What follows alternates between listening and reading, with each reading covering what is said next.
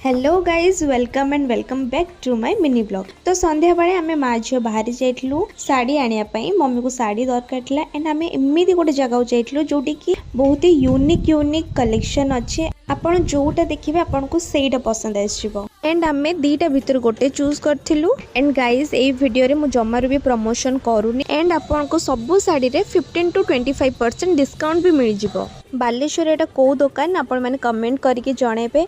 Okay then आमे billing कर साला परे हमको गोटे मिलला gift hamper and 1 gram gold सी भी पूरा फ्री। यस आपण मन ठीक सुनचंती फ्री।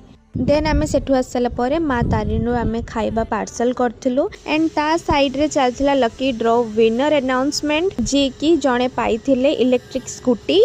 देन आमे घर को फेरुथिलु। देखंतु केते भीड़ होईची बिकॉज़ हमर एठी चंदन मेला पड़थिला एंड आज थिला लास्ट चंदन मेला एंड एटा हमको गिफ्ट हैम्पर मिलची। देन मु आसे के एठी डिनर करथिली। आज के मिनी ब्लॉग पय एति की फोन तो देखबो नेक्स्ट मिनी ब्लॉग रे।